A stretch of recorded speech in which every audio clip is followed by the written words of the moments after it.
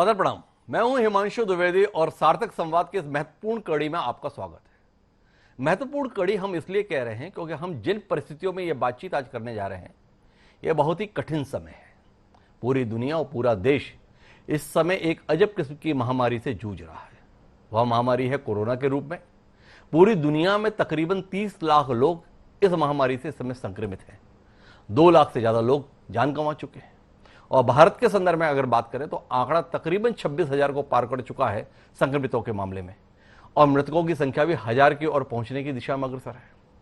चाहे केंद्र की सरकार हो चाहे राज्य की सरकार हो, इस विभीषिका से निपटने के लिए प्रण प्राण से जुटी है। और इसी क्रम में आज हम एक ऐसी शख्सियत से बात करने जा रहे हैं जिसके राज्य की सीमाएं अपने आप में बेहद चुनौतीपूर्ण हो जाती हैं, क्योंकि वह हर तरफ से सड़क मार्ग से जुड़ी हुई हैं, रेल मार्ग से जुड़ी हुई हैं, विमान मार्ग से जुड़ी हुई हैं, और ऐसा में कोरोना के प्रसार को रोक पाना उनके लिए एक बड़ी चुनौती है। पर इसके बावजूद भी वह रोक पा रहे हैं और यथोचित जो कुछ संभव है वो साथ में कर पा रहे हैं। पर इसके चलते उनके राज्य की अपनी अर्थव्यवस्था पर भी प्रभाव है, वहां के जनजीवन पर भी प्रभाव है। कैसे क्या तरीके से वह उससे निपट रहे हैं इसे समझने की कोशिश करेंगे। आने वाले समय को वह किस तरीके से देख रहे हैं इसे भी जानने की कोशिश करेंगे। हम बात कर रहे हैं देश का उन्नत राज्यों में शुमार हरियाणा की, और हमारी बातचीत होने जा रही है हरियाणा के मुख्यमंत्री मनोहर लाल खट्टर जी से। मनोहर लाल खट्टर जी हमारे साथ में, बहुत बहुत स्वागत मनोहर लाल जी। हालांकि हम बड़ी कठिन परिस्थितियों में आपसे बात कर रहे हैं, पर आपसे समझना ये चाहते हैं कि पूरा देश, पूरी दुनिया इस समय जिस चुनौती से जूझ रही है, हरियाणा इस लड़ाई में कहां खड़ा हुआ है? हिमांशु जी, देखिए, संकट जिस प्रकार का है ये सारी दुनिया भी जानती है, पूरा देश, पूरा प्रदेश, आप हम सब जान रहे हैं कि अपने आप का एक ऐसा संकट जो कभी हमने ना देखा ना सुना था। इस प्रकार की स्थिति में हमको जूझने का ये एक अवसर आया है और इसको हमने भी चैलेंज के रूप में लिया है। और अब लगभग 4 मार्च के बाद आज हम 25 अप्रैल में बैठे हैं। 1 महीना 21 दिन से लगातार हम इससे जूझ रहे हैं। हमारे हरियाणा की शुरुआत जब मेदांता के अंदर 14 इटालियंस आए थे, उस दिन पहली बार इसकी शुरुआत हुई थी। हमने उसी समय सारे कार्यक्रम अपने रद्द करके और पंचकुला के अंदर एक केंद्र बनाया, अपना कंट्रोल रूम, और उस कंट्रोल रूम से लगातार गतिविधियां हमारी शुरू हुई। हमें जो जो जानकारी जहां से मिलती गई, चाहे अपने देश के प्रांतों से, चाहे अपने केंद्र से, चाहे विदेशों से, कि किस प्रकार से सख्ती से पालन करना। प्रधानमंत्री जी ने हमको निर्देश दिए, सब निर्देशों का हमने पालन किया। और मैं समझता हूं कि हमारी पूरी टीम, चाहे वो राजनीतिक तौर पर हमारी टीम थी, चाहे हमारे विपक्ष के लोग थे, हमारे सांसद, विधायक, केंद्रीय मंत्री, और फिर हमारे अधिकारियों की पूरी टीम, पूरी ब्यूरोक्रेसी, साथ में जनता, साथ में सामाजिक संस्थाएं, वॉलंटियर्स, सब लोगों ने मिल करके इसको एक प्रकार से इस सारे सिस्टम को ठीक किया और इस बीमारी को हमने कर्टेल करने में सफलता पाई। आज हम जितने भी बड़े प्रदेश हैं देश के, उनके अंदर हमारी स्थिति बहुत बेहतर है। हमारी जो संख्या है, जो प्रभावित संक्रमित लोग हैं, वो 300 पार नहीं कर पाई है, अभी 290 के आसपास ही है। और हमारे जो ठीक होने वाले लोग हैं वो भी 190 से ऊपर ठीक हो चुके हैं। और आज जो संक्रमित शेष लोग हैं वो 93 हैं। केवल 3 लोग मात्र उनकी मृत्यु हुई है। इसलिए अगर हम राष्ट्रीय आंकड़ा देखें या दुनिया का आंकड़ा देखें, उन सब में हमारी प्रगति इस मामले में बहुत अच्छी है। प्रगति बहुत अच्छी है, लेकिन आपके साथ में एक दिक्कत ये रही कि आपको अनचाहे संक्रमितों का सामना करना पड़ा।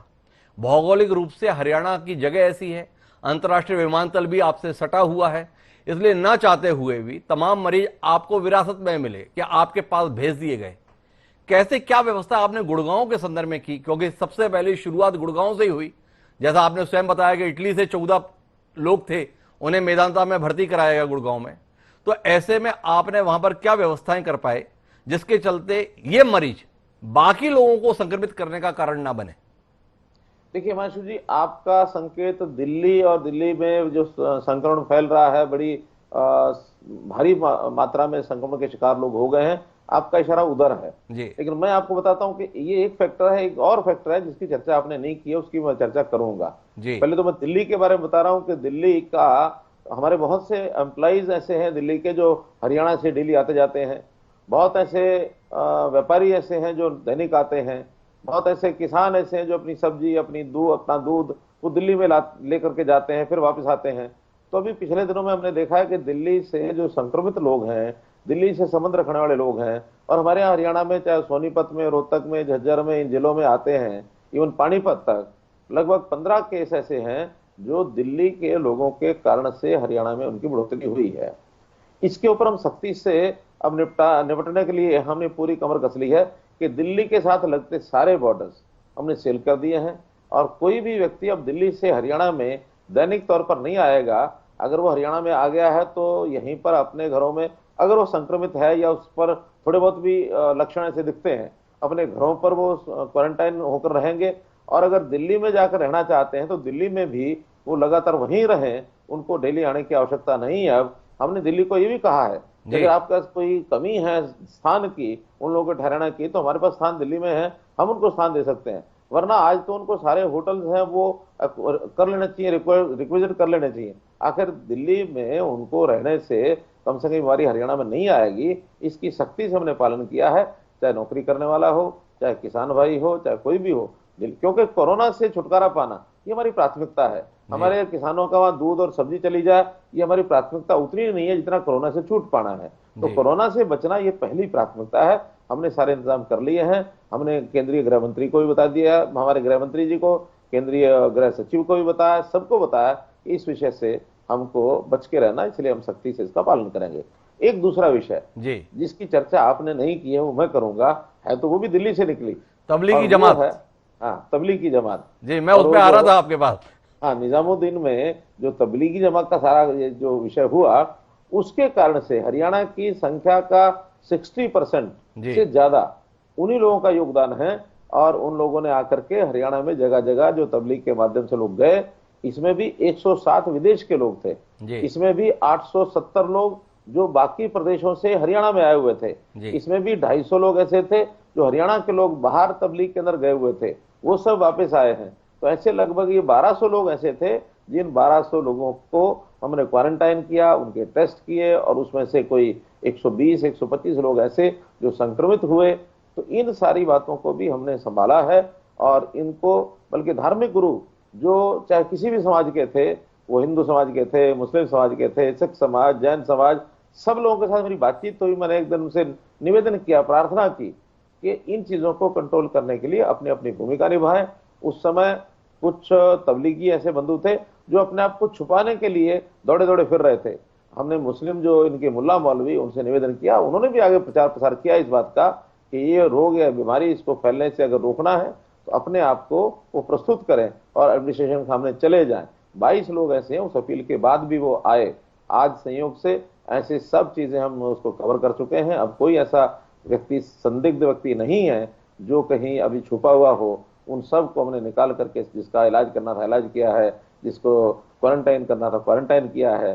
कुछ लोग घर में चले गए हैं, कुछ अभी भी क्वारंटाइन हाउसेज में रह रहे हैं। तो ऐसे तरीके से हमने दोनों चीजों से इस पर काबू पा लिया। तबलीगी जमात का आपने जिक्र किया। तबलीगी जमात के संदर्भ में एक सूची केंद्र ने उपलब्ध कराई थी तमाम राज्यों को जो तबलीगी जमात के मरकज में शामिल हुए थे और उसके अंतर्गत जिनके संदर्भ में संदेह था। क्या हरियाणा के संदर्भ में जो सूची उपलब्ध कराई गई थी उन सब तक आप पहुंच पाए, या अभी भी कुछ लोग हैं जिन्हें तक पहुंचने में आप सफल नहीं हुए? हिमांशु जी, तकरीबन सब लोगों तक हम पहुंच पाए हैं। जो लोग अगर नहीं भी पहुंचे हैं, बहुत थोड़े बचे हैं, वो हरियाणा में है नहीं, हरियाणा से कहीं बाहर निकल गए हैं, उनका अब हमारा लिंक कोई नहीं है। लेकिन हरियाणा के अंदर, प्रदेश के अंदर जितने लोग उसमें मिले थे, सबको हमने संपर्क भी किया है, सबको क्वारंटाइन भी किया। जितने लोग, यानी कुछ लोगों के खिलाफ कार्रवाई भी करनी पड़ी। 7 FIR भी हुई, जिसमें लगभग 20 संख्या ऐसी थी जिनके ऊपर 307 धारा भी लगाई गई है, और उनको कुल मिलाकर के उस धारा के अंतर्गत लगा करके उनको पकड़ा भी है। ये सारे सख्त कार्रवाई भी की, प्रचार भी किया, निवेदन भी किया, अपील भी की, उनके धर्मगुरु ने भी की। इसलिए वो सारा कंट्रोल में आ गया है, उसमें अब कोई चीज बाहर बची हुई नहीं। ये जो संख्या नियंत्रित है, इसके संदर्भ में लॉकडाउन के संदर्भ में बड़ी बात कही जा रही है कि लॉकडाउन के कारण ये सफलता मिली। कांग्रेस के पूर्व अध्यक्ष राहुल गांधी, उनका कहना है लॉकडाउन कोई समाधान नहीं है, ये तात्कालिक रूप से पॉज बटन है। कितना इत्तेफाक है आपका इन आकलन के संदर्भ में? क्या आप मानते हैं कि लॉकडाउन के कारण ही हम बच पाए, या आपका मानना है कि असल समस्या अभी आनी हो, जब ऐसे ही लॉकडाउन खुलेगा तो हमें एक और चुनौती के लिए तैयार रहना है? विपक्ष जिस प्रकार की बयानबाजी करता है, मैं समझता हूं एक गैर जिम्मेदाराना बयानबाजी है। अगर लॉकडाउन नहीं होता और हमारे देश की क्या स्थिति होती, या हरियाणा प्रदेश की क्या स्थिति होती, ये आज जो इस बात के ज्ञाता हैं वो सब बता रहे हैं। कि अगर लॉकडाउन नहीं होता तो हम इस तरीके से इस सीमा तक नहीं रुक पाते। हमारे देश में भी लगभग 1.5 महीना हो गया है ये सारी समस्या जूझते हुए। बाकी देशों में 1.5 महीने के बाद कितनी बड़ी संख्या में यानी ये सारा संक्रमण हो गया है। लाखों की संख्या में लोग जो वहां प्रभावित हो गए हैं, हजारों की संख्या में वहां मृत्यु भी हो गई है जो प्रभावित लोग ऐसे मिले। हमारे यहाँ तो पूरे देश में 24, 24,500 या 25,000 लोग हैं जो संक्रमित ऐसे हुए हैं, और मृत्यु की जो आंकड़ा है वो 1,000 को पार नहीं किया है। हरियाणा तो उससे बहुत बेहतर स्थिति में है। तो इसलिए मैं कहता हूं अगर लॉकडाउन के कारण से ही ये हमारा बचाव हुआ है। आज हमारे जिन जिलों के अंदर ये संक्रमण आया था उन्हीं जिलों में कंटेन किया हुआ है हमने, चाहे वो गुरुग्राम है, फरीदाबाद है, पलवल है, नूंह है। हाँ, एक जिला पंचकुला है जो पहले प्रारंभ में नहीं था लेकिन बाद में हुआ, वहां भी तबलीगी जो ज्यादा मिले उसके कारण से हुआ। या 8 लोग एक ही परिवार के, एक परिवार के 8 लोग जब मिले तो उसमें से आंकड़ा पंचकुला का ये 17 तक 18 तक पहुंच गया। अन्यथा वो 8 लोग तो एक ही परिवार के हैं। और इसके बाद अगर आंकड़ा बढ़ रहा है तो वो सोनीपत का बढ़ रहा है। सोनीपत में दिल्ली के लोगों का जो प्रभाव, वो उसमें से 13 केसेस ऐसे हैं जो दिल्ली से सीधे सीधे जुड़े हुए हैं, या तो वहां के कर्मचारी हैं या उन कर्मचारियों के परिवार में, या कोई एक आध व्यक्ति ऐसा दिल्ली के अंदर इलाज हुआ, इलाज होने के बाद वापस आ गया और आने के बाद उसके परिवार के लोग संक्रमित हो गए। तो ये दिल्ली से जो हमारा प्रभावित जिला वो है ज्यादा सोनीपत, और बाकी 6 जिले कुल मिलाकर ऐसे हैं जहां संख्या 15 या इससे ऊपर हुई है।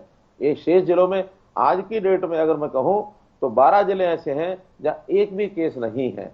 3 जिले तो ऐसे हैं जहां शुरू से एक केस नहीं हुआ। 9 जिले ऐसे हैं जहां 1 2 3 केस हुए लेकिन वो सारे ठीक हो गए हैं। ये सब कुछ अगर हम कर पाए तो ये लॉकडाउन जैसी सख्त व्यवस्था जो प्रधानमंत्री जी ने हमको आह्वान किया उसके कारण से ही कर पाए हैं। हमने उसमें सख्ती बरती है, हमने उसमें जितनी आवश्यक एसेंशियल वस्तु यानी वस्तुएं हैं या सर्विसेज हैं केवल उन्हीं को अलाउ किया, इसके बाद कुछ नहीं करने दिया। बहुत लोगों के चालान हुए, बहुत लोग नाराज भी हुए, लेकिन आमतौर पर जनता समझी है। हरियाणा में तो गांव गांव में लोगों ने लॉकडाउन का यानी एक प्रकार से पालन किया। उन्होंने गांव के अंदर लोगों को घुसने ही नहीं दिया, जो बाहर का व्यक्ति था उसको नहीं आने दिया। तो ऐसा एक पालन करने का मानस जनता का बना, जनता इससे प्रसन्न है कि हम इस चीज को रोक पाए हैं। आपने लॉकडाउन के संदर्भ में तमाम बात कही, अभी भी ये विचार चल रहा है कि लॉकडाउन अब खत्म होना चाहिए या बढ़ाया जाना चाहिए। आपका पड़ोसी राज्य है पंजाब, वो बढ़ाने की हिमायत कर रहे हैं, इसमें छूट नहीं चाहते हैं। आपका अपना अनुभव है, लंबा अनुभव आपको बतौर मुख्यमंत्री भी हो गया, आपकी राय क्या है? अभी लॉकडाउन बने रहना चाहिए या लॉकडाउन अब समाप्त होकर, क्योंकि अर्थव्यवस्था पर बड़ी चोट पहुंच रही है, लोगों का धैर्य चुक रहा है, तो आप इस बात के हिमायती हैं कि अब लॉकडाउन खत्म करके सामान्य जनजीवन शुरू होना चाहिए? देखिए, वैसे तो सब बातचीत कल विचार करने के बाद मुख्यमंत्रियों का, सभी प्रदेशों के मुख्यमंत्रियों का क्या विचार होगा उसी में से फाइनल होगा। लेकिन मैं जहां तक मानता हूं बीच का रास्ता हमको एक अपनाना चाहिए कि जिन जिलों में कंटेनमेंट एरिया ज्यादा हैं, जहां संख्या संक्रमित लोगों की ज्यादा है, वहां सख्ती रखनी चाहिए। वहां अगर हमने मिलना जुलना, आना जाना और पब्लिक में बहुत ज्यादा मूवमेंट शुरू कर दी तो फैलने की गुंजाइश वही ज्यादा है। अगर ये ज्यादा फैलता है और कम्युनिटी लेवल पर अगर फैल गया तो बहुत बड़ी भयंकर स्थिति बन सकती है। वहां तो सख्ती रखनी चाहिए, लॉकडाउन जैसी स्थितियां बनाकर रखनी चाहिए। वहां सोशल डिस्टेंसिंग का भी विषय रखना चाहिए, पास के द्वारा ही लोगों को मूवमेंट को सुनिश्चित करना चाहिए। अगर बहुत जरूरी आवश्यक चीजें हैं जो जनता को उपलब्ध होनी चाहिए उतना ही काम करना चाहिए। वहां हमको व्यापार की, बिजनेस की बहुत बड़ी चिंता इसलिए नहीं करनी चाहिए कि एक तरफ तो व्यापार है, लोगों का जनजीवन है, लोगों को आर्थिक दृष्टि से हमको देखना है, लेकिन वहीं हमको लोगों के जीवन को कोरोना से बचाकर रखना। अगर कोरोना से प्रभावित हो गए, लोग जिंदा ही नहीं रहेंगे तो हम उनके बिजनेस का, उनके व्यापार का भी क्या करेंगे? उसका कोई लाभ नहीं होगा। इसलिए उन स्थानों पर सख्ती रखनी चाहिए।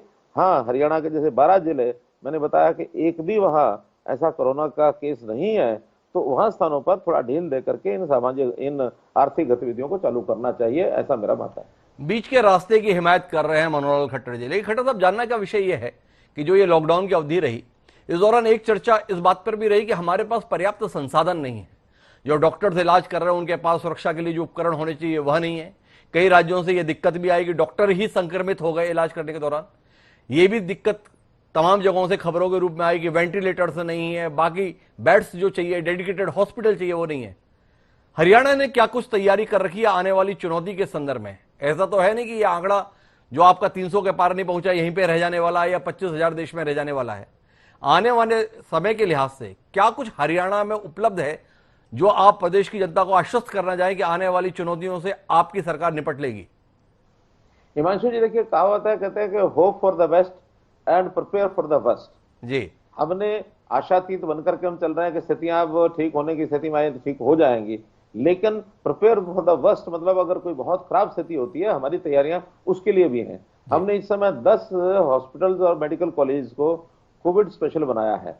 कोविड स्पेशल का मतलब है कि वहां अब और कोई गतिविधि नहीं होगी, केवल कोरोना से रिलेटेड चाहे पॉजिटिव केसेस हैं, चाहे वहां कुछ वार्ड हमने आइसोलेशन के लिए रखे हैं कि कुछ संभावित लोग हैं जिनको वहां रखा जा सकता है, ऐसे लगभग 6,500 बेड्स की व्यवस्था हमने की हुई है। जबकि हमारे पास अभी 200 केस ही है, 300 केस हैं, लेकिन 6,500 तक हमारी व्यवस्था ये बनी हुई है। और मान लो अगर कहीं और ज्यादा स्थिति भयंकर खराब होती है तो उसकी भी एक योग्य समय के ऊपर व्यवस्था कर लेंगे। अब हमारे यहाँ लगभग 25,000 बेड्स ऐसे हैं जहां हम क्वारंटाइन के नाते से भी लोगों को रख सकते हैं। हमारी बिल्डिंग्स खाली पड़ी हैं, स्कूल बिल्डिंग्स हैं, कॉलेज बिल्डिंग्स हैं, हमारे बहुत से हॉस्पिटल्स और ऐसे स्थान भी हैं कि जहां पर जरूरत पड़ने पर हम उस स्थानों का उपयोग क्वारंटाइन के लिए कर सकते हैं।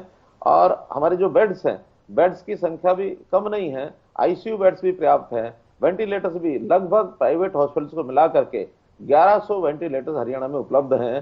तो इसलिए वेंटिलेटर्स की कोई जिला ऐसा नहीं है जिसमें हमारे यहाँ वेंटिलेटर्स ना हो, उसमें चाहे प्राइवेट होंगे चाहे सरकारी होंगे। तो ऐसे अवसर पर प्राइवेट डॉक्टर्स का, हॉस्पिटल का पूरा सहयोग मिल रहा है। सभी मेडिकल कॉलेजेस भी उसके लिए तैयार हैं। इसलिए इस चीज को आगे अगर बढ़ती है, चुनौती को स्वीकार करने के लिए डॉक्टर्स का मनोबल भी पूरा अच्छा है।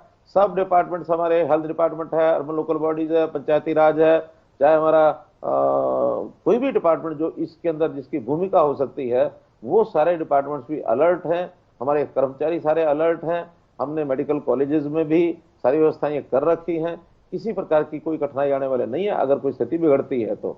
हाँ, जिन जिलों में स्थितियां ठीक है वहां अब धीरे धीरे हम सामान्य जीवन कैसे आ सके उसका हम प्रयत्न कर रहे हैं। जहां थोड़ी स्थिति गंभीर है वहां हम थोड़ा सा कठोरता से चलेंगे, ऐसा हमारा ये विषय है। हम अभी तक कोरोना को लेकर ही बात कर रहे थे, लेकिन कोरोना के संदर्भ में जो कुछ उपाय अपनाए गए, लॉकडाउन किया गया, इसने सामान्य जनजीवन को बुरी तरीके से प्रभावित किया। इससे आप भी इंकार नहीं करेंगे। हरियाणा अपने आप में ऐसा अद्भुत प्रदेश है जिसे औद्योगिक प्रदेश भी कह सकते हैं, और कृषि प्रदेश तो है ही, इसमें किसी को संदेह नहीं। औद्योगिक गतिविधियों पर बहुत ही प्रतिकूल प्रभाव इस लॉकडाउन का पड़ा। सारे उद्योगपति हताश हैं, निराश हैं, सरकार की ओर उम्मीद भरी निगाहों से देख रहे हैं। सरकार क्या कुछ उनके लिए करने की स्थिति में है, या केवल वह देखते ही रह जाएंगे? देखिए, जो चीजें सरकार तुरंत कर सकती है वो हमने कर दी है। खास करके कुछ बिजली के जो बिलों का विषय आया था उनके ऊपर एक अतिरिक्त भार ना पड़े, हमने जो फिक्स चार्जेस हैं उसके अंदर 25% की छूट दी है। 75% को हमने कहा है कि जुलाई ऑनवर्ड 6 महीने में अपनी किस्तों, आसान किस्तों के अंदर वो दे देंगे। ब्याज हमने मुक्त कर दिया है ताकि ये चीजें उसके ऊपर अचानक भार न बने। ऐसे ही कुछ उद्योग हमने चालू करने के लिए कह दिया है। लगभग आज की तिथि में 6 लाख वर्कर्स, उनके जितने उद्योग हैं वो सब चालू हो चुके हैं। वो एमएसएमई भी है उसमें। मारुति जैसे बड़े उद्योग को भी हमने, जहां बहुत बड़ी मात्रा में उद्योग यानी वर्कर्स लगे हुए हैं, फिर भी एक सीमित मात्रा में उनको भी परमिशन दिया है कि वो भी अपने एक यूनिट को चला सकें। तो ऐसे बड़े उद्योगों, छोटे उद्योगों, उनसे हम अप्लाई कराते हैं। अप्लाई कराते ही तुरंत जो एमएचए की गाइडलाइंस हैं, उन गाइडलाइंस को ध्यान में रखते हुए सोशल डिस्टेंसिंग का ध्यान रखें, सैनिटाइजेशन का ध्यान रखें, मेडिकल इंश्योरेंस वर्कर्स का हुआ आना चाहिए। वहां पर उनके इन सीटू भी ऐसे उद्योग हैं जो अपने एम्प्लॉइज को अपने प्रेमिसेस के अंदर रखेंगे। तो जहां अंदर रखेंगे उनके सोने की, उनके भोजन की, उनके सैनिटेशन की, ये सारी व्यवस्थाएं वहां होनी चाहिए। तो उसके बाद उनको चलाने के लिए हमने खुली छूट दे दी है। हमारे भट्ठे जितने भी उन्होंने खोल दिए हैं, भट्टों पे ब्रिक किलन्स के नाते से वो भी हजारों की संख्या में ऐसे उद्योग हैं हरियाणा के अंदर, वो भी चल रहे हैं। 12 जिलों के अंदर सब चीजें खोल दी हमने जी। तो इसलिए जो चीज बिल्कुल बंद हो गई थी वो अब किसी मात्रा के अंदर दोबारा शुरू होने से लोगों का भी काम ठीक हो जाएगा, मजदूर भी उससे सुखी हो जाएंगे, भले हो जाएंगे। और सरकार को भी उसका जो रेवेन्यू बिल्कुल बंद हो गया, यानी जीएसटी प्राय बंद हो गया। जो हमारा 2200 करोड़ रुपया जीएसटी आता है हर महीने, तो उसमें इस बार बहुत मुश्किल से उसमें 700-800 करोड़ रुपया आया होगा। कुल मिलाकर के पिछले, अब अप्रैल महीना खत्म होने को होना जा रहा है, जहां हमें 6000 करोड़ रुपया या 6,500 करोड़ रुपया एक महीने में आना चाहिए था, वो 2,000 करोड़ रुपए को भी टच कर जाएगा। तो मैं समझता हूं कि इतना ही उसका हमारा टारगेट ये बन पाएगा। तो इसलिए कुछ ना कुछ शुरू शुरू हो रहा है, और 3 मई के बाद इसमें कुछ ना कुछ और भी ढील दी जाएगी, मुझे ऐसा प्रतीत हो रहा है, ताकि हम कहीं ना कहीं स्थिति पर आगे पहुंच जाएंगे। हाँ, जो कमी रहेगी उस कमी रहने में केंद्र सरकार से भी हमारी अपेक्षा है कि कुछ ना कुछ वो हमें सहयोग करेंगे, या कुछ लोन के जो पैरामीटर्स हैं हमारे, जो लिमिट होती है 3% की FRBM, उस लिमिट को क्या FRBM कहते हैं, क्या कहते हैं जी, जो लोन के संबंध में क्रेडिट लिमिट, आपकी क्रेडिट लिमिट, जी, वो 3% है, तो उसको भी हम कल मांग करने वाले हैं कि उसको बढ़ाया जाए। अगर वो बढ़ती है तो हमको लोन मिल सकता है। और इस प्रकार के कई प्रावधान ऐसे हैं, बैंकों की फाइनेंसिंग कैसे बढ़े, इसके लिए भी हम केंद्र को हमने कहा है, उन्होंने कुछ प्रावधान किए भी हैं। वेज एंड मीन्स का जो एक परसेंटेज होती थी 50%, उसको 100% उन्होंने कर दिया है, ताकि वहां से भी हम पैसे ले सकते हैं। तो ऐसे बैंकों से कुछ पैसे लेकर के प्रारंभिक 2-3 महीने का जो बहुत कठिनाई जो रहने वाली है, उसको हम ऐसे सब विषयों को मिला करके ठीक कर पाएंगे। और मुझे लगता है कि 3 महीने बाद स्थिति ऐसी बन जाएंगी। हाँ, इस साल में जितने भी खर्चे सरकार के ज्यादा बढ़ते हैं उसको हमने कम किया है। जैसे केंद्र सरकार के नाते से आपने जैसे अभी जिक्र भी किया कि केंद्र ने एम्प्लॉइज का ये जो है DA महंगाई भत्ते पर रोक लगाने का फैसला लिया है। महंगाई भत्ता, तो महंगाई भत्ते पर रोक लगाने का, एक तो हिमांशु जी मैं स्पष्ट करना चाह रहा हूं कि पूरे महंगाई भत्ते पर रोक नहीं लगी है। महंगाई भत्ता केवल इस वर्ष का जो है वो आगे नहीं दिया जाएगा, और उसको भी 1 वर्ष के बाद फिर जब उसकी काउंटिंग होती, 2016 के हिसाब से ही काउंटिंग होती है, तो DA उस समय सारा इकट्ठा जोड़ दिया जाएगा। तो केवल 1 साल के लिए ये जो 4% 5% की बढ़ोतरी होनी, उसी को रोका गया है, और वो भी 1 साल के लिए। बाद में तो उसमें सम्मिलित होकर के मिलेगा ही। इस प्रकार से हम प्रदेश में भी सोच रहे हैं कि कुछ प्रावधान हम ऐसे करें जिसमें से खर्चे हमारे घटाए जा सकें। नई भर्तियों पर अभी हमने 1 साल के लिए रोक लगा दी है। LTC किसी भी कर्मचारी को नहीं मिलेगा, इसके लिए भी हमने कह दिया है। तो नए खर्चे हमारे और ना आगे बढ़े। हमारे जो डिस्क्रिशनरी कोटा मंत्रियों का, स्पीकर डिप्टी स्पीकर का, उसमें से हमने 51 करोड़ रुपए के ऊपर एक बैन लगा दिया। 51 करोड़ रुपया उसका कंसोलिडेटेड फंड में ही चला जाएगा, उस पर हमने कम कर दिया है। और सैलरीज तो सब जितनी है वो सब दी जाएंगी, लेकिन सैलरीज के अलावा विकास के काम अब प्राय जो पहले चल रहे हैं वो तो होंगे। आगे जो विकास के काम है कम से कम अगले 2-3 महीने में होने वाले नहीं है, शुरू नहीं करेंगे। तो बहुत चीजें ऐसी रोकनी पड़ेंगी, बहुत चीजें रेगुलर चलानी पड़ेंगी। और जो हमारे डेट्स है उसकी रीपेमेंट है, चलो वो भी हम रखने वाले हैं प्रधानमंत्री जी के सामने, कि उसको किस प्रकार से हम डेफर करवा सकते हैं, ताकि वो डेफर होकर के और कुछ साल के लिए उनको डेफर करने के बाद में दिया जाए, इंटरेस्ट भी बाद में दिया जाए, ताकि हम आवश्यक काम जितने प्रदेश के हैं उनको चला सकें। डेफर करने वाले डेफर करें, कम करने वाले कम करें। तो मैं समझता हूं कि अगले महीने तक ये सारी स्थिति साफ हो जाएगी, और हम हरियाणा में कम से कम एक अच्छी स्थिति में आ जाएंगे, ऐसा मुझे लगता है। केंद्र सरकार के फैसले का आपने जिक्र किया, महंगाई भत्ते के संदर्भ में बढ़ोतरी पर रोक जो लगाई है केंद्र सरकार ने 1 साल के लिए, मुख्य विपक्षी दल के नाते कांग्रेस का प्रबल विरोध करे। उसका कहना है कि ऐसे नाजुक समय पर जब कर्मचारी जान हथेली पर लेकर काम कर रहे हैं, तब यह फैसला उनके संदर्भ में बेहद गलत है, आपत्तिजनक है। हरियाणा की भी बात करें तो हरियाणा में भी मुख्य विपक्षी दल कांग्रेस ही है, और आप भी उसी फैसले पर अमल करने जा रहे हैं। कांग्रेस विरोध कर रही है, विपक्षी आवाज को नहीं सुनेंगे आप लोग? ये विपक्षी किस मुंह से बोलते हैं? ये तो केंद्र ने तो अब आकर के 4 दिन पहले ये कहा है, हम भी जो करेंगे अब करेंगे। इनकी सरकारों ने तो अभी कोरोना शुरू हुआ 15 दिन के अंदर अंदर ही इनकी सरकारों ने क्या क्या फैसले लेने के लिए कह दिया था। किसी ने एम्प्लॉइज की सैलरी के कट लगा दिए, किसी ने डेफर करने की बात कह दी, और ये आज भी अपने प्रदेशों को ये संभालने जो तरीके हम कर रहे हैं, कम से कम बीजेपी रूल्ड स्टेट्स, ये अपनी स्टेट्स को ढंग से भी चला लेंगे तो बहुत बड़ी गनीमत है। आप देखिए, हमने DA की बात ही है, DA की किस्त केंद्र के अंदर पिछली 17% की चल रही है। हरियाणा में जिस दिन केंद्र में 17% हुआ था, हमने 17% शुरू कर दिया। और अगर ये अपने छत्तीसगढ़ को संभालें, मुझे लगता है छत्तीसगढ़ में आज भी इनका 17% आंकड़ा पहुंचा नहीं है, 11 या 14% ही दे रहे हैं। ये आपको पता होगा कितना दे रहे हैं? 12% दे रहे हैं। तो वहां 5% ही कम दे रहे हैं। तो ये किस मुंह से कहते हैं? पंजाब के अंदर इन्होंने तनख्वाहें जो है वो रोक दी हैं, उनको सैलरी देने के लिए उनका पैसा नहीं है। तो ऐसे अपनी स्टेट्स को अगर वर्तमान परिस्थितियों में भी ये संभाल जाएंगे और जो प्रावधान केंद्र या बैंक के आरबीआई के द्वारा किए जाते हैं, तो मैं बहुत बड़ी बात मानूंगा। ये तो खुद जो है अपनी, केवल इन्होंने विपक्ष के नाते से बोलना है, इन्होंने बोलना है। ये जी कहते हैं कि लॉकडाउन जो है ये गलत टाइम पर लगाया है, लॉकडाउन नहीं लगाना चाहिए था। ये कल्पना नहीं कर सकता कि अगर लॉकडाउन नहीं लगता इस देश में या प्रदेशों में, तो ये आंकड़े कहां पहुंचते, क्योंकि इनको राज तो करना आता नहीं है। जी इनको कोई सामने, ये तो भूमिका इनकी है नहीं कि हम विजुलाइज कर सकें क्या होगा क्या नहीं होगा। ये हर हर जो निर्णय होता है केंद्र का और प्रधानमंत्री जी का, कभी ये कहेंगे नोटबंदी गलत हुई थी, कभी ये कहेंगे जीएसटी गलत लगाया गया, कभी ये कहेंगे कि ये डिमोनेटाइजेशन ये क्यों किया गया।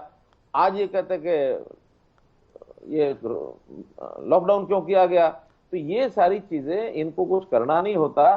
कोई भी जब आई परिस्थिति में किसी प्रकार का कोई रचनात्मक सहयोग करने की बजाय, ये केंद्र के अंदर चाहे वो राहुल गांधी हो और चाहे हमारे यहाँ हरियाणा में भी कई तरह के मुखड़े हैं यहाँ कांग्रेस के, जी कोई अच्छे भी बोलते हैं, जी ऐसा नहीं सारे गलत बोलते हैं। हमारे यहाँ भी कई तरह के अलग अलग होड़ लगाई होती है इन्होंने, क्या ये क्यों कर दिया, वो क्यों कर दिया। अभी हरियाणा में प्रोक्योरमेंट का विषय चल रहा है, जी प्रोक्योरमेंट के अंदर एक के बाद एक सब चढ़ करके इस बार मार दिया, इस बार ये कर दिया, इस बार वो कर दिया। हमने ऐसी व्यवस्थाएं की कि जो 400 मंडियों में गेहूं ली जाती थी, 1800 खरीद केंद्र बनाए हैं। और आज हरियाणा का किसान कहता है जिस प्रकार की व्यवस्था इस प्रकार की है, इस प्रकार की व्यवस्था अगर हर साल हो जाए तो हम 15 दिन में बेच बाच के अपने घर बैठेंगे। जी तो बहुत फास्ट स्पीड से सारे काम हो रहे हैं।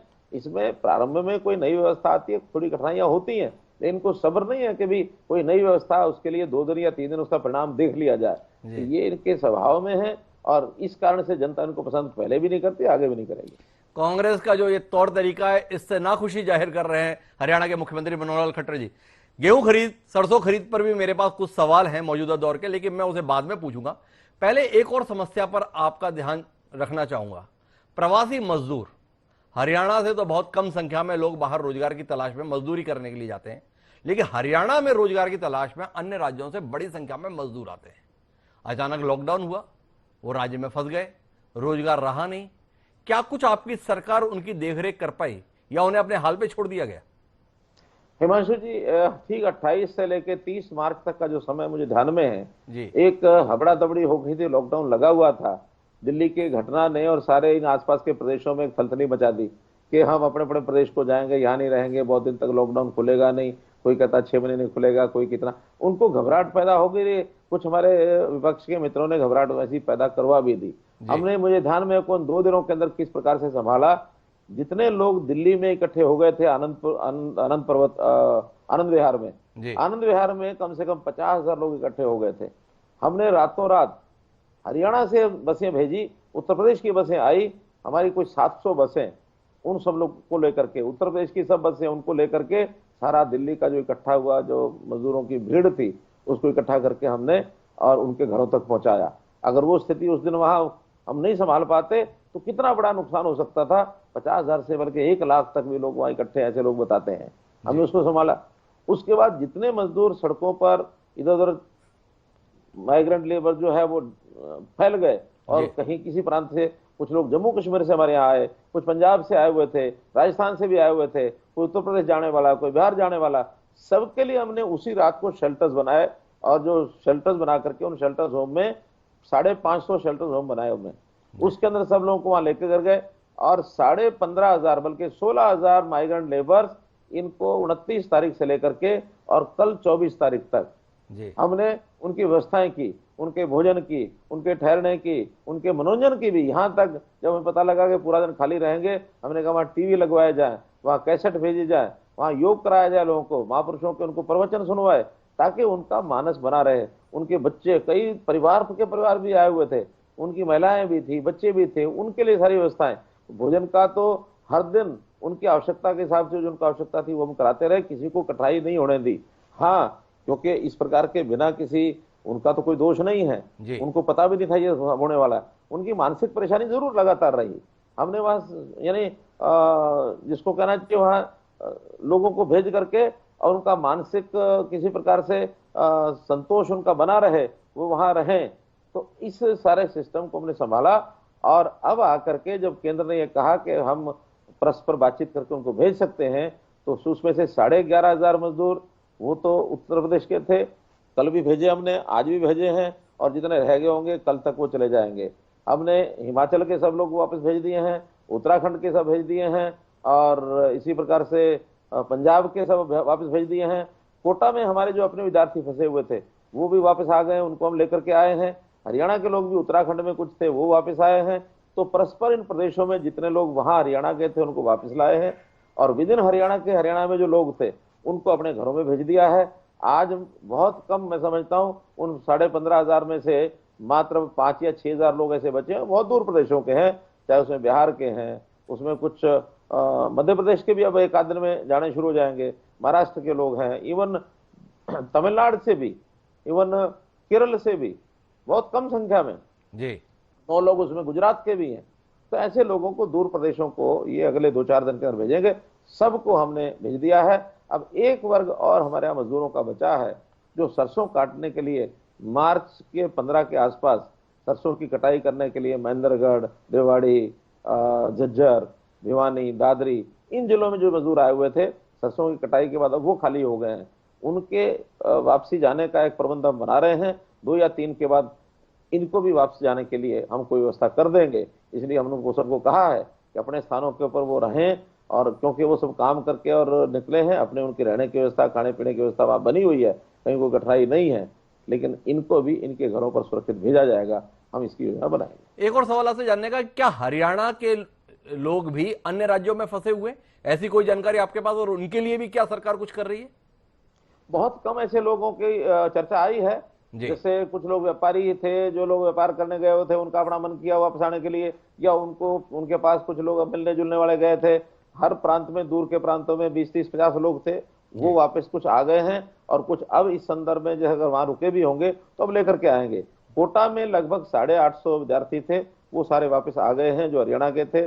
गुजरात में एक विद्यालय के अंदर 21 बच्चे हैं, गुजरात के लोगों से बात हुई है, वो जल्दी एक बस को भेज करके हम हमारे पास भेजेंगे।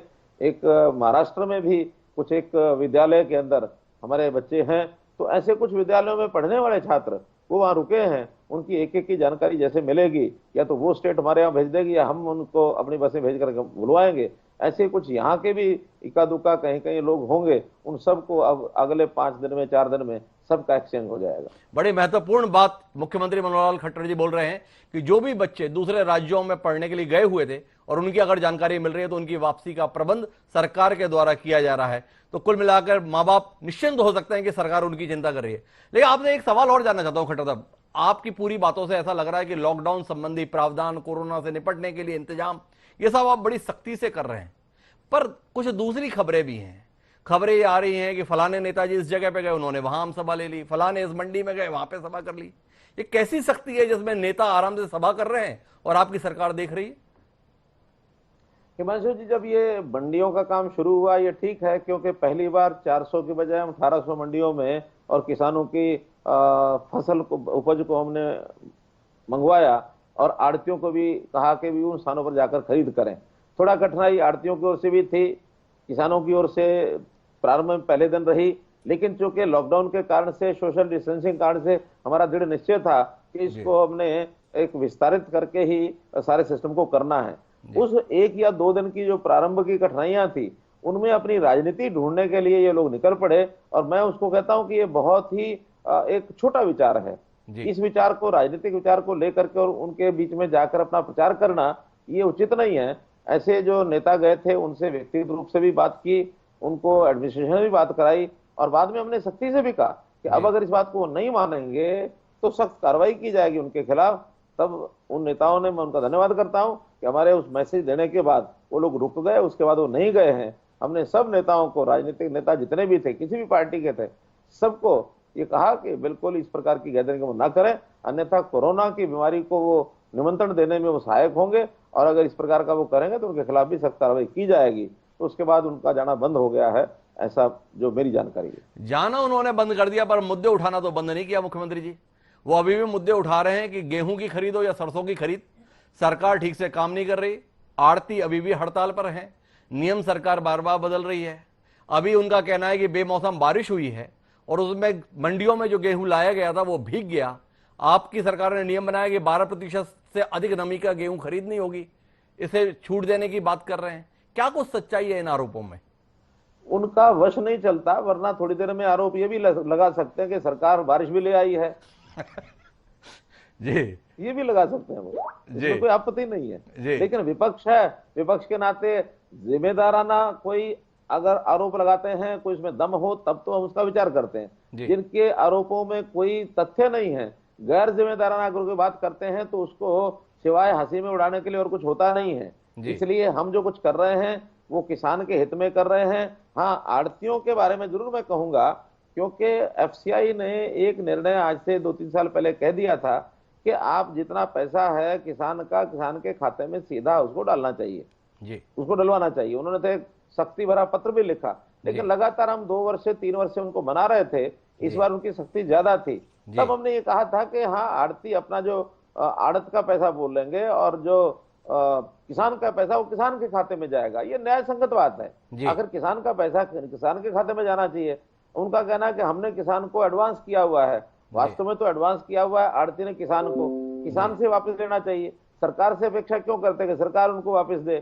फिर भी किसानों की मर्जी से और आड़तियों को पैसा मिल जाए, हमें उसमें भी आपत्ति नहीं है। किसान लिख करके दे रहे हैं कि हमारा पैसा आड़ती को दे दिया जाए, हम वो पैसा आड़ती को देते हैं, बाकी बचा हुआ पैसा वो किसान के खाते में चला जाएगा। इस विवाद को लेकर के और विपक्ष ने इसको एक मुद्दा बनाया, जी हमने उसमें सख्ती दिखाई, और सख्ती दिखाई तो आखिर आड़तियों को भी ध्यान में आ गया कि अल्टीमेटली अगर ये आड़ती नहीं करेंगे तो फिर इसकी व्यवस्था दूसरी कोई करनी पड़ेगी। क्योंकि आज आड़ती के काम को करने के लिए बहुत लोग तैयार हैं, जी तो टेम्परेरी आड़ती भी बनाए जा सकते हैं, खड़े किए जा सकते हैं। लेकिन क्योंकि आड़ती का किसान का एक पुराना संबंध है, आज का नहीं है, वर्षों पुराना, सदियों पुराना, जी इसको बनाए रखना भी हम चाहते हैं। और हम चाहते हैं कि आड़ती जो है किसान के हित में ये विचार करे, और न केवल किसान के हित में, प्रदेश के हित में।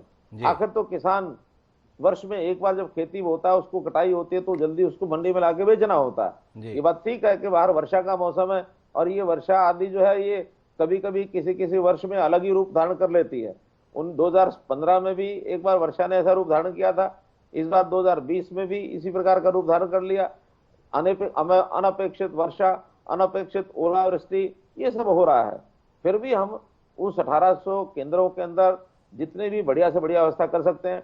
5 एजेंसीज हैं, 5 को हमने फील्ड में लगाया हुआ है। मजदूरों की थोड़ी कमी है, इस कमी को पूरा करने के लिए हमने गांव के अंदर से जितने भी मजदूर मिल सकते हैं, हमने मनरेगा के मजदूरों को भी कहा कि भी वो भी जा करके और इस काम में लग जाए, ताकि कोई कठिनाई मजदूरों की ना आए। वो सभी लोग लगे हैं।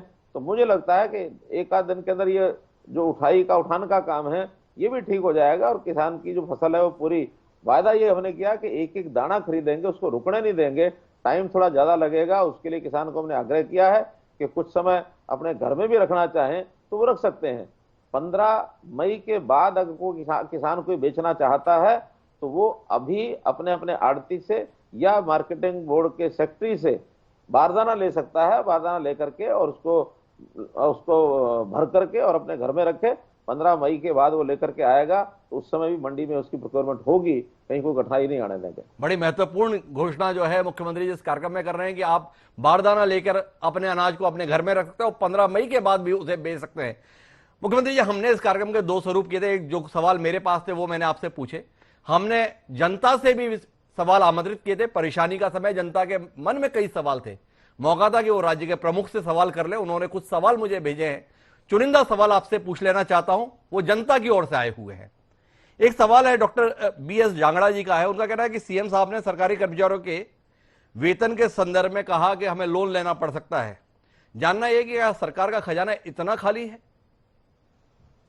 देखिए, मैंने पिछली बार खुल करके, और मेरा ख्याल है कोई मुख्यमंत्री पहला ऐसा होगा जिसने बजट का सारा हिसाब किताब जनता के सामने रखा। कि मैंने बिल्कुल अपना जो 5 बजे का मेरा हरियाणा आज का कार्यक्रम होता है उसमें एक दिन सारा विषय रख दिया था, और रखने के बाद मार्च में कितना घाटा होगा वो मैंने बता दिया, अप्रैल में कितना घाटा वो मैंने बता दिया। आखिर सरकार का बजट का काम तो होता है पैसे का हिसाब किताब रखना, इधर से आएगा इधर जाएगा। जब आएगा नहीं, हमारे जितने भी सोर्सेज थे, माल की बिक्री बंद हुई, जीएसटी बंद हो गया, इसी प्रकार से रजिस्ट्रियां बंद हुई जो अब थोड़ी खुली हैं, लेकिन उस समय बंद हो गई थी। स्टाम्प ड्यूटी बंद हो गई, शराब से जो एक्साइज ड्यूटी आती थी वो बंद हो गई है, और इस प्रकार से जो वैट आता था डीजल पेट्रोल की बिक्री का वो बंद हो गया, तो वो खत्म हो गया। ऐसे 4-5 खाने जो है, माइंस हैं, वो बंद हो गई।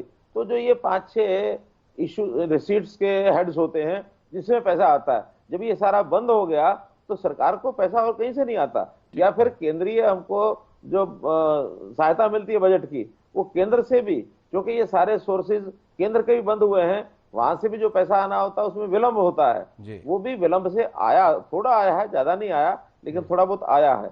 ये सब करने के लिए हमें भी अपने खर्चे कट डाउन करने पड़े, लेकिन सैलरी, पेंशन, इंटरेस्ट यानी ब्याज, और जो पहले कर्जा लिया हुआ था उसकी वापसी, ये 4 मुद्दे ऐसे होते हैं जो कोई कम नहीं किए जा सकते। तो इन चारों मुद्दों पर जो खर्च होता है वो हमको पूरा करना ही है, जितनी आमदन होगी आमदन से, बाकी कर्ज लेकर के। इसलिए खजाना तो हमेशा ही बराबर रहता है, खाली नहीं होता कभी भी, वो बराबर रहता है, इधर से आया इधर गया, इधर से आया इधर गया, इसलिए बराबर रखते हैं हम। जितना कम पड़ता है उतना उसका लोन लेते हैं, लोन लेकर के दे दिया जाएगा, लोन बाद में उतार दिया जाएगा। सुखदेव सैनी और रोहतक से बड़ा ही रोचक सवाल है और जायज सवाल है। उनका कहना है अमीरों के पास पैसा है, वो अपनी जरूरतें पूरी कर सकते हैं, गरीबों को आप दे ही रहे हैं, लेकिन मध्यम वर्गीय लोगों को कुछ नहीं मिल रहा है, वे अपनी जरूरतें घर बैठे कैसे पूरी कर सकते हैं? देखिए हिमांशु जी, ये जो समय है, इस समय हमें एक ही चिंता है कि घर यानी आमदन कम हो ये अलग बात है, लेकिन 2 समय का भोजन सबको मिलना चाहिए। मूलभूत आवश्यकता होती है भोजन की। गरीब आदमी जो होता है उसके पास भोजन के भी लाले पड़ते हैं जब ऐसा संकट आता है। मध्य वर्गीय परिवार महीना 2 महीना अपने भोजन का काम कर सकता है, उसका ये ठीक है, व्यवसाय उसका कम हो गया, आमदन कम हो गई, दुकानें बंद हो गई, छोटी इंडस्ट्री है वो बंद हो गई, लेकिन पहला काम होता है 2 समय का भोजन सबको खिलाना। और इसमें सरकार भी सहायता कर रही है। सरकार को उनको थोड़ी आर्थिक सहायता करने के लिए भी हमने सब किया है। हमने लगभग 17 लाख परिवार ऐसे हैं जिनको 3,000 रुपया, 4,000 रुपया, 5,000 रुपया ये महीने में, पिछले महीने में दिया है। कई योजनाएं हैं, मुख्यमंत्री परिवार समृद्धि योजना, एक मुश्त 4,000 रुपया दिया।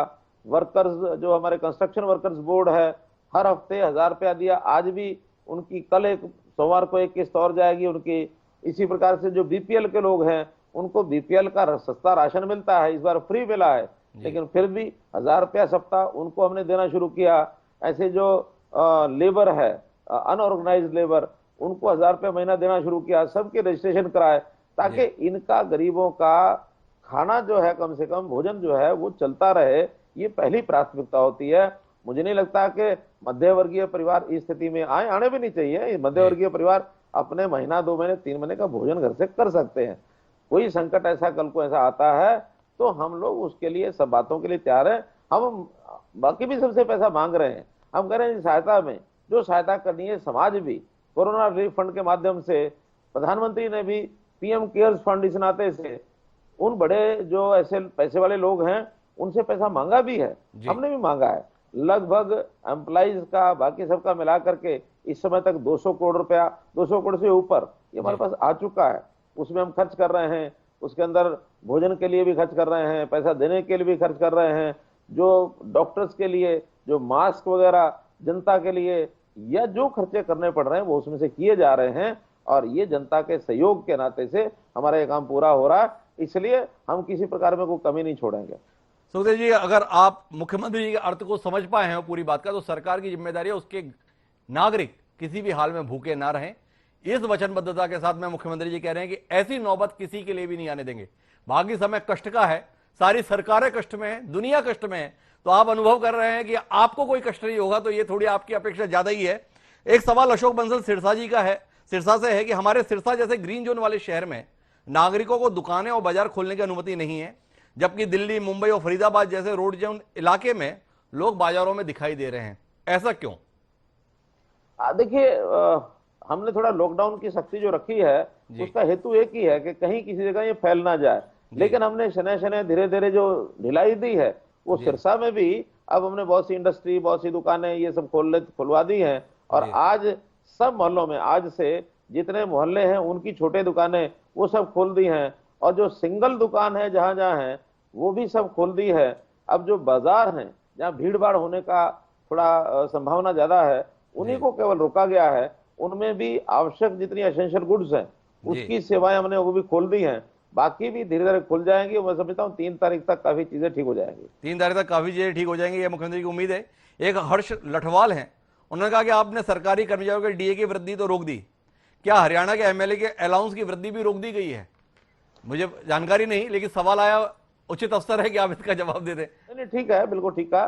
देखिए, हरियाणा में पहले तो जो विधायक हैं उनकी एक एक महीने की सैलरी उन्होंने डोनेट कर दिया कोरोना रिलीफ फंड में। जी अगले वर्ष भर में 30% उनके जो सैलरी है उसके अंदर कटौती कर दी गई है। जी कुछ विधायकों ने ये कहा कि हम वर्ष भर पूरी सैलरी वो उन्होंने काटने के लिए कह दिया है। जी कुछ ने और भी इससे आगे बढ़कर के अपने पास से पैसे देने की बात भी कही है। जी उन्होंने अपने यानी अपने पास से पैसा देने का बात भी की है।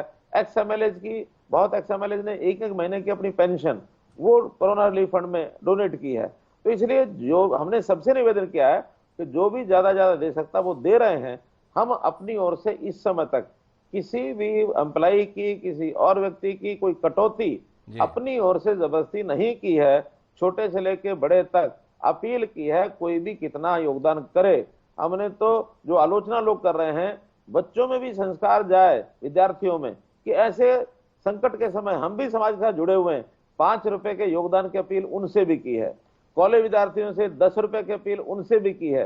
5 रुपए से 10 रुपए से कोई बहुत बड़ा धन इकट्ठा होने वाला नहीं है। और लेकिन एक सांकेतिक, एक योगदान, एक समर्पण, एक उनका कंसर्न ये बने, ये एक संस्कार होता है कि समाज मेरा है, समाज के लिए मुझे भी कुछ करना है। कल ही एक स्कूल के विद्यार्थी एक गुल्लक के अंदर जितने पैसे उनके इकट्ठे हुए वो गुल्लक भर करके देके गए हैं। यानी गुल्लक है ना, गत्ते का डिब्बा बड़ा था, वो देके गए हैं। हालांकि हमने गिनवाया भी नहीं है, उसमें मालूम नहीं कितने निकलेंगे, लेकिन निकलेंगे तो उनका मैं धन्यवाद करता हूं उस विद्यालय के विद्यार्थियों का, उस गांव के विद्यालय का, कि उन्होंने इस प्रकार का अपना मन दिखाया, सोच दिखाई। हमने किसानों से भी कहा कि आप कम से कम 1 किलो, एक क्विंटल पर 1% उनको भी अपना योगदान करना चाहिए। और मुझे खुशी है सैकड़ों किसानों ने उस योगदान में अपनी राशि दी भी है। तो ये सारे समाज के एक दायित्व है, बड़े का भी दायित्व है, छोटे का भी दायित्व है। बड़ा और छोटा दायित्व निभाने में अपनी राशि कम ज्यादा कर सकता है, लेकिन संस्कार सबको होना चाहिए। कैसे समाज के संकट के समय सब लोग आगे आए। बड़ी महत्वपूर्ण बात मुख्यमंत्री जी कह रहे हैं, बूंद बूंद से सागर बनता है। अगर छोटे से छोटा बच्चा भी अगर योगदान देने के लिए तत्पर हो सकता है तो हम आप और क्यों नहीं सकते हैं। आखिरी के 2 सवाल और हैं मुख्यमंत्री जी आपसे। एक सवाल बड़ा महत्वपूर्ण है, सवाल एक व्यक्ति का है, लेकिन ये पूरे समाज की ओर से सवाल है। उनका कहना है, गौरव गौतम है सोनीपत से, उन्होंने कहा, माननीय आपके द्वारा कोविड-19 महामारी के लिए उठाए जाने वाले कदम सराहनीय हैं, इसके लिए हम आपके तहे दिल से आभारी हैं। मेरा सवाल यह है कि 3 मई को लॉकडाउन खुलने के बाद स्कूल कॉलेजों में पढ़ने वाले बच्चों का भविष्य क्या रहेगा। जिस तरह की यह महामारी है, आने वाले समय में स्कूल बच्चों को कैसे भेजेंगे। बहुत अच्छा एक महत्वपूर्ण सवाल पूछा है गौरव गौतम जी ने। मैं समझता हूं कि सोशल डिस्टेंसिंग अभी हमें, मुझे लगता है कि मई के आगे भी रखनी पड़ेगी, क्योंकि बीमारी के लक्षण जिस प्रकार के हैं उसमें सोशल डिस्टेंसिंग ही उसका एक इलाज है। कोई इस वायरस का कोई भी उसके लिए कोई भी वो बना नहीं है, दवाई नहीं बनी है उसके लिए। तो इसलिए इसको कब तक हमको रखना पड़ेगा। तो सोशल डिस्टेंसिंग का मतलब क्लासेस अभी नहीं लगेंगी। इसके लिए जो ऑनलाइन पढ़ाई के सिस्टम ये हमने बनाए हैं, बहुत से ऐसे उनके जो लेसन्स हैं अध्यापकों ने, प्राध्यापकों ने उसको ऑनलाइन डालना शुरू कर दिया है कि कभी भी उसको सुन सकते हैं, उससे पढ़ाई कर सकते हैं। एजुसेट के माध्यम से जितने चैनल्स हैं उन चैनल्स के माध्यम से हम क्लासें लगवा रहे हैं। वो सिस्टम भी सारा तैयार है, उसका भी बहुत प्रचलन हो गया है। और मुझे लगता है उसमें जिन लोगों की रुचि बनी है वो लगातार उन क्लासेस को अटेंड कर रहे हैं। तो इसलिए डिस्टेंस लर्निंग के सारे प्रोग्राम जो लागू किए हैं, हम इन बच्चों का कोई नुकसान नहीं होने देंगे, किसी का साल नहीं खराब होने देंगे। समय के हिसाब से उनकी पढ़ाई और उसी अनुकूल उनकी परीक्षा के सिस्टम ये सब बनाए जाएंगे, ताकि किसी की योग्यता कम ना हो, योग्यता उसकी बढ़े। बल्कि लॉकडाउन में तो मैं समझता हूँ इस चुनौती को एक अवसर के रूप में हमको उपयोग करना चाहिए कि इसमें कंसंट्रेशन बढ़ा करके अपने घर में रह करके और हम अपनी पढ़ाई की ओर मन लगाएंगे तो शायद योग्यता में एक ओपन स्कूल और कॉलेज की बजाय डिस्टेंस लर्निंग से हम ज्यादा योग्यता ले सकते हैं। ये भी उसका लाभ हो सकता है। तो इसकी कंसंट्रेशन बनाएं, विद्यार्थी सब अच्छी पढ़ाई करें, यही मेरी उनसे एक आग्रह रहेगा। बड़े महत्वपूर्ण आश्वासन मुख्यमंत्री जी की ओर से है कि किसी बच्चे का भविष्य खराब नहीं होने दिया जाएगा, किसी का साल खराब नहीं होगा। आखिरी सवाल जो है वो हरियाणा किसानी के लिए जाना जाता है और राजवीर सिंह है थानेसर से, उन्होंने जानना चाहे कि मुख्यमंत्री जी सरकार किसानों को उनके खेती में होने वाले नुकसान के लिए क्या कुछ मुआवजा देने का प्लान कर रही है। इस दौरान बड़े पैमाने पर सब्जियों का नुकसान हुआ, दूध उत्पादकों का नुकसान हुआ, कुछ करेगी सरकार? देखिए, जैसे प्राकृतिक आपदा के कारण से जो नुकसान होते हैं उसके सारे सिस्टम नियम बने हुए हैं। जी। प्रधानमंत्री फसल बीमा योजना है, जिन्होंने बीमा नहीं करा रखा सरकार की ओर से भी देते हैं, उन सबकी गिरदावरियां हो चुकी हैं। ऐसे जो नुकसान है सबको पैसा वो दिया जाएगा, इसमें कोई कठिनाई नहीं है। जी। जो लोग इस समय जो काम कर रहे हैं उनके नुकसान का कोई आंकलन ऐसा हो नहीं सकता कि उनका कितना नुकसान हुआ कितना नहीं हुआ है। लेकिन हम लोग जिसको कहना चाहिए इन जनरल, ऐसे किसानों के लाभ के लिए उनकी फसलें अच्छी हो जाएं, उनको और आगे बढ़कर के आमदन अच्छी हो, और किस प्रकार से किसान को लाभ देने के लिए जैसे किसान की आय डबल हो 2025 तक, उसके लिए बहुत सी योजनाएं बना रहे हैं। और उन योजनाओं के माध्यम से उसमें चाहे सब्जी का किसान होगा, चाहे फल का होगा, चाहे वो गन्ने का होगा अथवा धान का होगा या गेहूं का होगा, कोई फसल का होगा, ये सब हम करने वाले हैं। बल्कि हम बहुत सी अपील भी करने जा रहे हैं कि इन समय में उस अपील के ऊपर भी किसान अब काम करें। एक अपील पिछले वर्ष हमने की थी, पानी बचाने का एक सिस्टम वो हमने उनको खड़ा किया था, बताया था कि धान न बोए, धान की बजाय बाकी सब फसलें बोए, धान की बजाय उसके अतिरिक्त यानी उसका जो विकल्प है, कम से कम 15 फसलें ऐसी हैं जो विकल्प के रूप में बोई जा सकती हैं। उन 15 फसलों में कंपटीशन होकर के जो बढ़िया उनको रेवेन्यू दे सकती है उसके ऊपर वो आए। इसलिए धान के रेवेन्यू के साथ बाकी फसलों को न जोड़ें। 15 फसलें अन्य हैं, उनके आपसी रेवेन्यू क्या हो सकते हैं, उसमें कितनी आमदन हो सकती है, उसके विचार करके बोए। धान न बोने का हेतु यानी पानी को बचाना है। हमें अगली अपनी पीढ़ी को पानी दे करके जाना है। कुछ लोग कहते हैं कि पैसा होगा तो अगली पीढ़ी को पैसा दे करके जाएंगे। मैं कहता हूं पैसा और पानी, इन दोनों में से अगर चुनाव करना होगा अगली पीढ़ी के लिए तो पैसे से ज्यादा आवश्यक पानी है। इसलिए पानी देने के लिए इस अपील पर भी वो काम करें, ऐसा मेरा किसानों से निवेदन है। किसानों से यह आपका निवेदन है। हमने बतौर मुख्यमंत्री आपसे कई सारे सवाल किए। कार्यक्रम अब अंतिम चरण में, दो बातें आपसे करनी मेरी शेष हैं। आप मुख्यमंत्री बाद में हैं, भारतीय जनता पार्टी के समर्पित कार्यकर्ता पहले हैं, भाजपा के संगठन मंत्री भी आप रहे हैं। इस आपदा की घड़ी में भारतीय जनता पार्टी क्या कुछ प्रदेश में कर पाई है? भाजपा के पूर्व संगठन मंत्री होने के नाते, भाजपा के समर्पित कार्यकर्ता रहने के नाते, इस पर थोड़ी रोशनी की उम्मीद आपसे है। हिमांशु जी, हमारी पार्टी के लोग बहुत रूट लेवल तक जनता की सेवा में लगे हैं। हमने सारी अपनी जो सप्लाई चेन है, उस सप्लाई चेन में सब संस्थाओं को लगाया है, सरकारी अधिकारी भी उसमें लगे हैं, कर्मचारी भी लगे हैं। तो ऐसा एक आह्वान किया था कि हम नीचे के लेवल पर 200-250 परिवारों का एक एरिया, उसके अंदर एक लोकल कमेटी बनाएंगे, और उस लोकल कमेटी में उसका जो हेड होगा वो तो सरकारी कर्मचारी होगा, क्लास ग्रुप सी का होगा, ग्रुप सी का कोई भी अधिकारी उसको वहां प्रमुख बनाया जाएगा। लेकिन उसके साथ काम करने वाले 5 से लेकर 11 तक वो जो समाज सेवी लोग हैं, वॉलंटियर्स हैं, सोशल वर्कर्स हैं, वो पॉलिटिकल लीडर, पॉलिटिकल क्लास के वर्कर्स भी हो सकते हैं, वो रिलीजियस लोगों के भी हो सकते हैं, सोशल ऑर्गेनाइजेशन के वर्कर्स भी हो सकते हैं। ऐसे सबको मिला करके इन 250 परिवारों के लिए चिंता करने का काम ये इन ग्रुपों के इस लोकल कमेटी के माध्यम से हमने किया है। और इसमें मैं समझता हूं बाकी किसी ने क्या किया क्या नहीं किया, लेकिन भारतीय जनता पार्टी के कार्यकर्ता बहुत आगे आकर के हर एक कमेटी में एक कम से कम 1, 2, 3 भी लोग ऐसे हैं जो उन सरकारी अधिकारियों के साथ मिल करके लोगों की सेवा कर रहे हैं। और एक बहुत बड़ा काम, 20,000 कमेटियां अर्थात कम से कम 30 से 40,000 वर्कर इस काम में लगा है। धन संग्रह भी वो लोग कर रहे हैं, धन संग्रह करके, और अभी 1 करोड़ रुपए की राशि भारतीय जनता पार्टी हरियाणा प्रदेश ने कोरोना फंड में दे दी है। इसके बाद और जो इकट्ठी होगी वो उसके बाद दी जाएगी।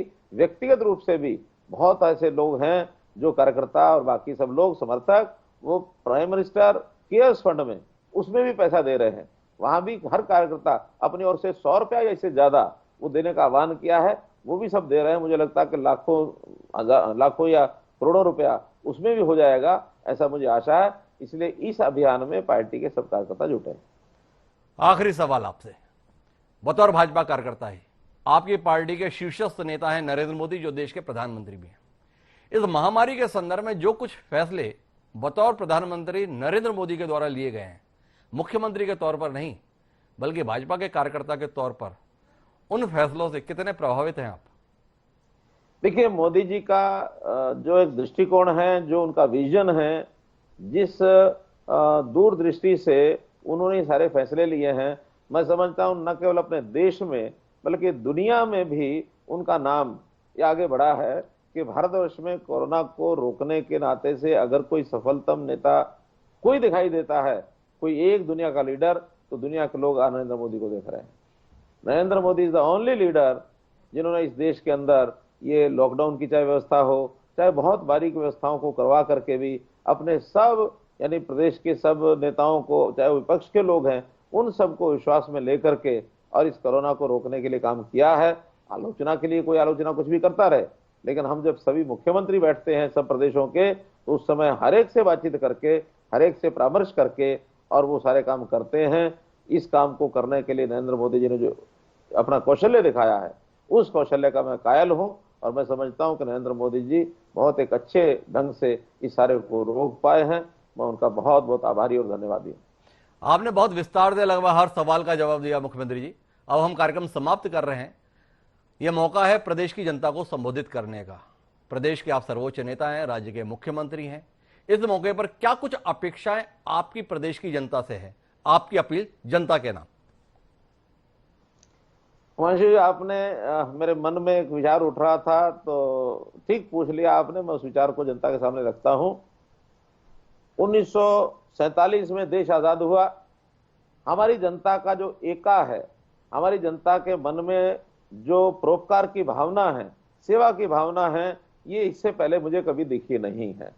अब मैं समझता हूं जैसे अवसर कोई भी होता है, अब ये चैलेंज है, ये जो चैलेंज चुनौती है, इसमें हमको एक अपॉर्चुनिटी, एक अवसर मिला है कि इस अवसर का उपयोग करें कि अपनी जनता समाज सेवी कैसे बने, परोपकारी कैसे बने, किसी को दुख दर्द को समझ करके उसको कैसे उसमें से निकाला जाए।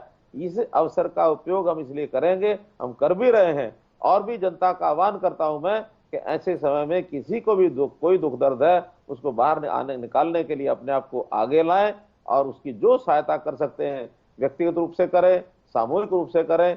किसी व्यक्ति को उसके कष्ट और दुख के समय उसका सहयोग करना, यही हमारा धर्म होना चाहिए। यही बात मैं जनता से आज आपके माध्यम से कहना चाहता हूं। बड़ी ही भावुक अपील मुख्यमंत्री जी द्वारा की गई है। उनकी अपेक्षा है कि समाज परोपकारी बने और ये जो चुनौती आई है इसे हम अवसर के रूप में बदलें। आपका बहुत बहुत धन्यवाद मुख्यमंत्री जी हमारे से चर्चा करने के लिए। मनोहर खट्टर जी ने हर उस सवाल का जवाब दिया जो आपके जहन में था। उम्मीद है यह बातचीत आपको सार्थक लगी होगी और यह उम्मीद भी जगी होगी कि आने वाला समय जो चुनौतीपूर्ण है उससे निपटने में यह सरकार अपनी तरफ से कोई कोर कसर बाकी नहीं रखेगी और हम सब मिलकर इस बीमारी से उभरेंगे भी और एक नए समाज को बनाने में अपना योगदान भी देंगे। आज के लिए इतना ही। मुझे दीजिए आप। सादा प्रणाम।